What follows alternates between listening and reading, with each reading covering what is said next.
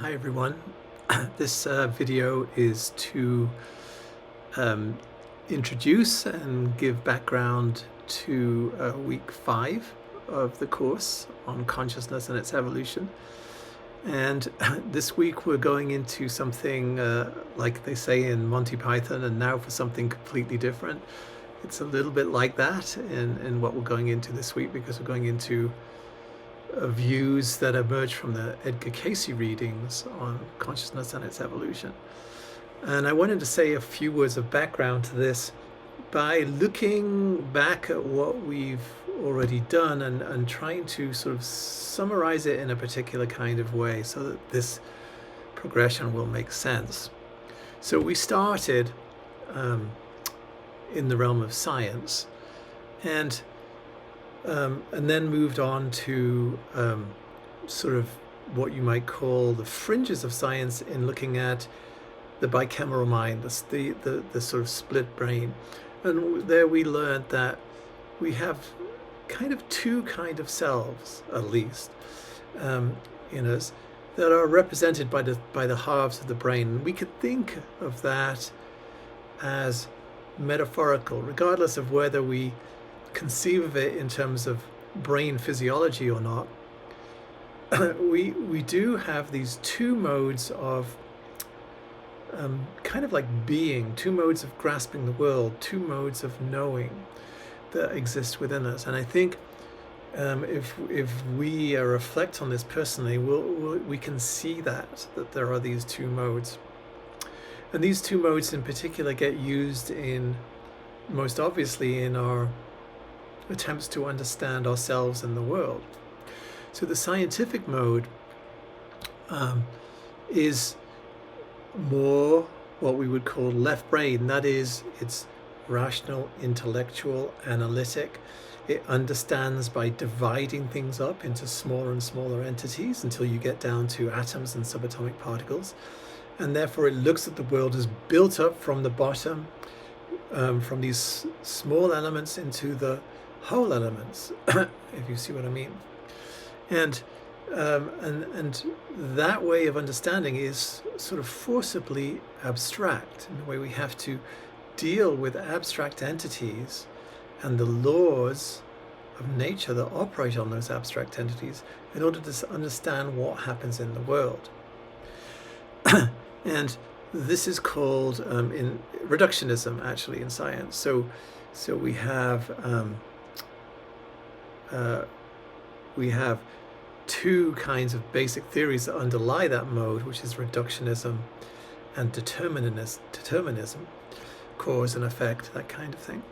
So the left brain is taking this objective view of the world. It stands back from the world as though we're separate from it, and then analyzes by this division into parts and tries to understand things by their division into parts. And these parts are all abstract entities, because if you think about it, none of these parts actually exist in themselves out of context from where they are.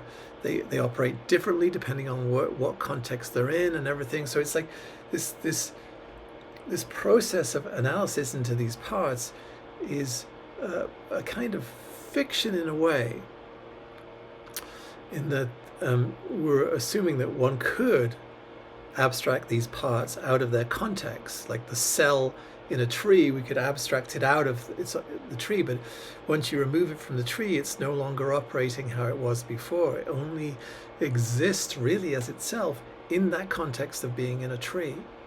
So there is this element of creating a kind of fiction of how the world works, even though it's a useful fiction because we can make technology and things like that with it.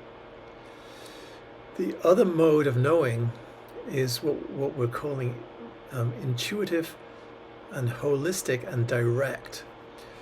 So while in the left brain mode of knowing, you to understand a whole tree, then you'd have to amalgamate all the parts, all of the subatomic particles in it, all of the molecules in it, all of the cells in it.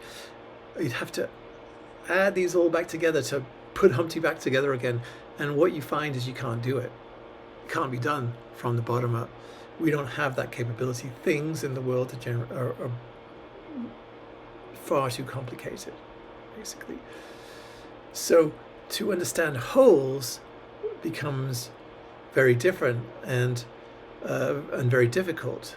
And so we're very strong at dividing and analyzing, but we're not very strong at putting things together. And as we've sort of talked about, our modern world is dominated by this left brain kind of analytic, rational, intellectual mode. But the holistic mode sees wholes, and when I say sees, I put that in inverted commas. It perceives wholes, and it intuitively grasps wholes and their function and what they're about. It, if you like, what gets lost in the mode where you're putting the bits together to try and understand something is the essence of the thing itself, the essence of what it means to be a tree, for example, or a human, or anything. But what the right brain does is it in this intuitive, holistic knowing, it grasps the essence of things. The more one can be in right brain, the more you see the essential truth of what it means to be a tree. And the left brain doesn't even believe in essential truths. You see, there's nothing that is just what it's essentially like to be a tree. But the right brain sees it, perceives it. Right brain is the one that has this kind of open architecture, open to the sort of cosmos, to receive from the cosmos, if you like. Obviously, both kinds of modes of being and knowing are needed to be a human, and in fact, this is true in the animal kingdom as well. But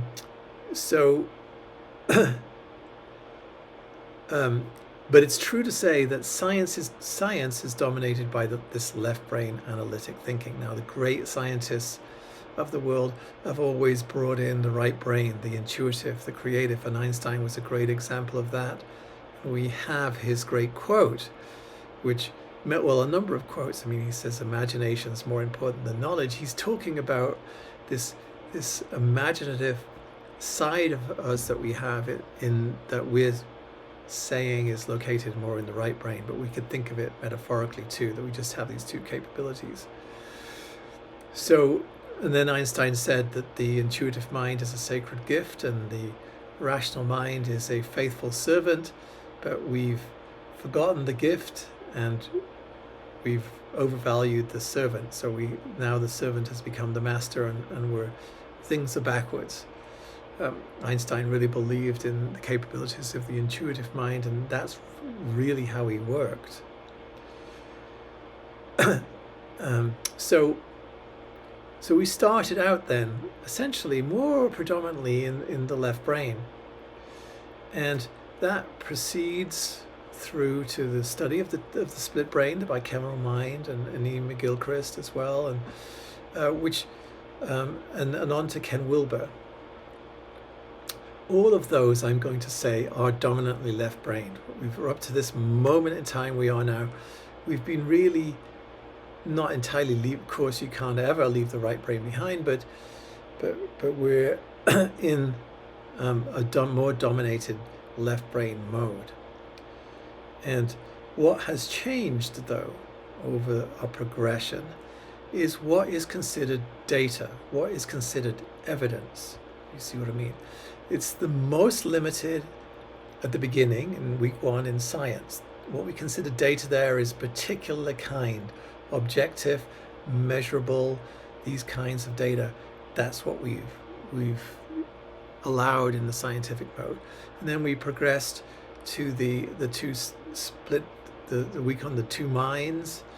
And what we allowed then in was, certainly we wanted all of that measurable data that we had before, but we also allowed in data coming from art and archaeology and literature and history that we said were the outer reflections of what was going on inside of us subjectively. So now we've expanded the window of what data we've allowed in. We've got science, but in addition to science, now we have the whole history of our expression, human expression. And we're adding that in as data, but we're still thinking about it analytically, left brain. So we create our analytic theories about it, but from a wider data source. And then as we go into Ken Wilber, we're widening that data window yet again. And what we do is we've got everything that we had in the science and the split brain part, and now we're adding in again the outer expressions of subjective experience in the realm of spirituality and religion, particularly the contemplative traditions from Asia were used by Ken Wilber. So first-hand reports of what is experienced in those traditions, the modes of knowing that they encountered, the modes, the whatever they encountered in their contemplative work, their first-hand reports are then treated as data. And Ken Wilber then has the data from the spiritual traditions, the data from our cultural expressions, the data from science, and he's trying to put all those together in this one model. But we can see that the model is still a rational, analytic, intellectual model. Ken Wilber's model is built from pieces. He puts this model together. We have lines, states and stages, quadrants, all of these different kinds of factors that feature in Ken Wilber's model have been put together in a systematic way to create a model, which is to understand the world abstractly. It is left-brained predominantly. So though the window of evidence basis, the data that we're using has widened and widened and widened, we're still taking that data and working on it in this rational, analytical way. Left-brained predominantly. And if you like, that could be a criticism of Wilber, if you want it to be. So we're still, if the two scales of left and right brains, the scales are still then tilted towards the left brain in terms of what we do with the data we accept. But the right brain has perhaps more entered into the picture because it's requiring the data part at least to be more holistic. Okay, so what's happening now in this week is the scales are gonna shift, and we're going to weigh the right brain more heavily, basically. And again, this is not necessarily literal. I'm saying this in terms of the capabilities of our human consciousness, which seems to have these two modes. Then we're moving over in terms of how we're going to look at our own consciousness and its evolution.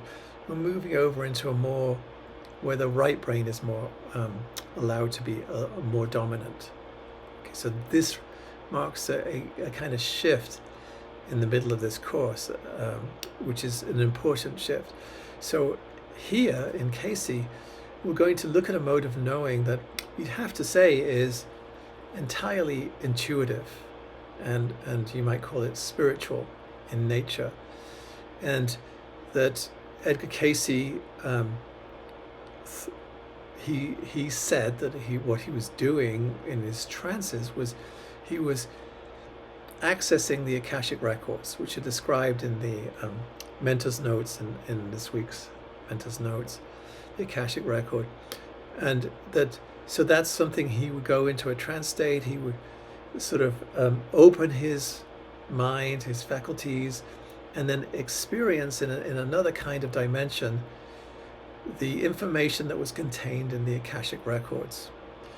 And he's experiencing that on an intuitive basis. He's actually experiencing it directly. This is not abstractly obtained knowledge. This is a direct experience. And then he comes back into this world and he has to represent this data, information that he's experienced to us in language. He has to convert it into language, and thereby must have been quite a sort of difficulty. And certainly when you read Casey, the challenge is understanding the language.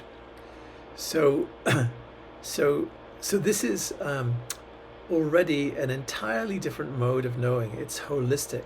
He's seeing the kind of whole rather than having it divided into parts. He's seeing the whole, and then to present it to us, he has to, because of the use of language, he has to present it in its parts to us. But it was received, if you like, whole, and it requires this kind of unpacking to communicate it to us. So it's a very different mode of knowing, and one that we don't value as highly in our world, even though, as we've seen, it's absolutely essential.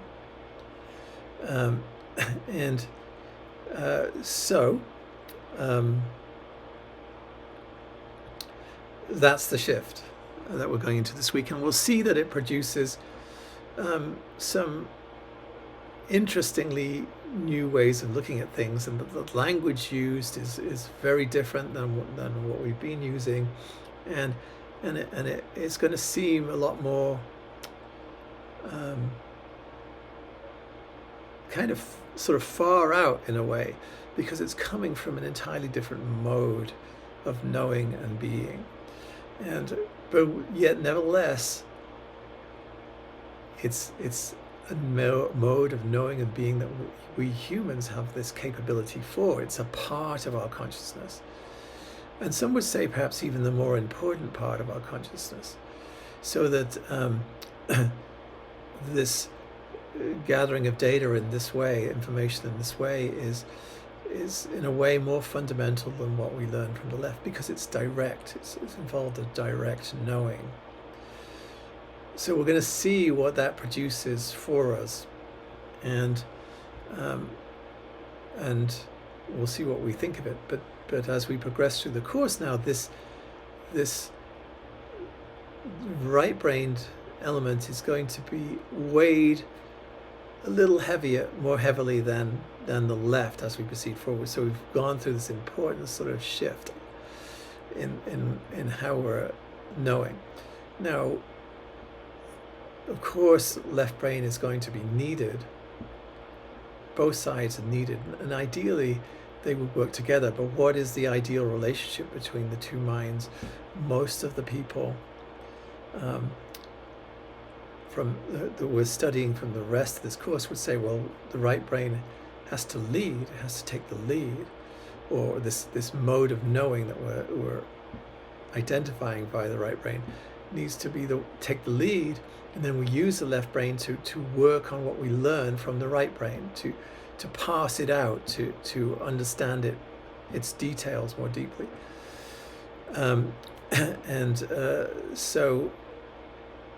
So that they'll work together with the right brain in charge. But I would submit that prior to this, we've had the right brain and left brain there. You can never really abandon one of them, but the left brain has been in charge. So in Einstein's term, the servant has become the master. In the second half of this course, the master has become the master is the master, sort of thing. So we'll see what you think, and of course we can just talk about all of these things and discuss them more. Okay.